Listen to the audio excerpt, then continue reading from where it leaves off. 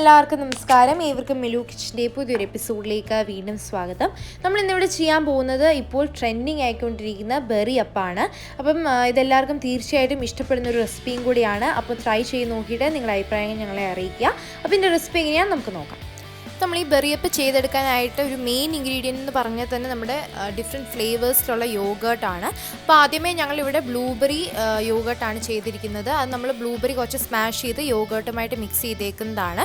പിന്നെ കുറച്ച് ബ്ലൂബെറിയുടെ പീസസും നമ്മൾ ആഡ് ചെയ്തിട്ടുണ്ട്. പിന്നെ നമുക്ക് പ്ലെയിൻ യോഗേർട്ട് വേണം. അതുപോലെ തന്നെ സ്ട്രോബെറി, നമ്മൾ ബ്ലൂബെറി ചെയ്ത പോലെ തന്നെ സ്ട്രോബെറി യോഗേർട്ടും വേണം. കോൺഫ്ലെക്സ് നമ്മൾ എടുത്തിട്ടുണ്ട്. പിന്നെ നമ്മൾ ഓട്സും കുറച്ച് ഡ്രൈ ഫ്രൂട്ട്സും കൂടെ നന്നായിട്ട് ഫ്രൈ ചെയ്ത് നമ്മൾ എടുത്തിരിക്കുന്നതാണ്. സ്ട്രോബെറി ജെല്ല് വേണം. സ്ട്രോബെറി ജെല്ല് നമുക്ക് മാർക്കറ്റിലൊക്കെ വാങ്ങിക്കാൻ അവൈലബിൾ ആണ്. പിന്നെ നമുക്ക് പൊമഗ്രാനറ്റ് വേണം. നമ്മൾ മധുരത്തിനായിട്ട് ഞങ്ങളിവിടെ യൂസ് ചെയ്തിരിക്കുന്നത് മിൽക്ക് ആണ്. മിൽക്ക് മെയ്ഡ് പകരമായിട്ട് നമുക്ക് വാനില ഐസ്ക്രീമും യൂസ് ചെയ്യാവുന്നതാണ്.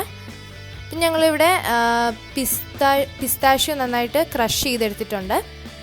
അപ്പോൾ ഇത്രയാണ് നമുക്ക് ബെറിയപ്പ് ചെയ്തെടുക്കാനായിട്ട് പോവാണ്. അതിന് വേണ്ടിയിട്ട് നമ്മൾ ഒരു നോർമൽ ഗ്ലാസ് എടുത്തിട്ടുണ്ട്. ഇനി ആദ്യമേ നമുക്ക് ഫസ്റ്റ് ലെയറായിട്ട് നമുക്ക് 1 സ്പൂൺ ബ്ലൂബെറിയുടെ യോഗേർട്ടാണ് നമ്മൾ ഇട്ട് കൊടുക്കാനായിട്ട് പോകുന്നത്. അതിനുശേഷം നമ്മൾ നല്ലതായിട്ട് ഫ്രൈ ചെയ്ത് വെച്ചിരിക്കുന്ന നട്ട്സും ഓട്സും കൂടെ ഫ്രൈ ചെയ്ത് വെച്ചിരിക്കുന്ന മിക്സാണ് നമ്മൾ അടുത്ത ലെയറായിട്ട് ചേർത്ത് കൊടുക്കുന്നത്. അടുത്തത് നമ്മൾ പ്ലെയിൻ യോഗേർട്ടാണ് ഇടാൻ പോകുന്നത് അടുത്ത ലെയറായിട്ട്. ഇനി നമുക്ക് കുറച്ച് പോമഗ്രാനറ്റ് ഇട്ട് കൊടുക്കാം. ഇനി നമ്മൾ ഒഴിച്ചു കൊടുക്കാൻ പോകുന്നത് നമ്മുടെ സ്ട്രോബെറിയുടെ യോഗേർട്ടാണ്.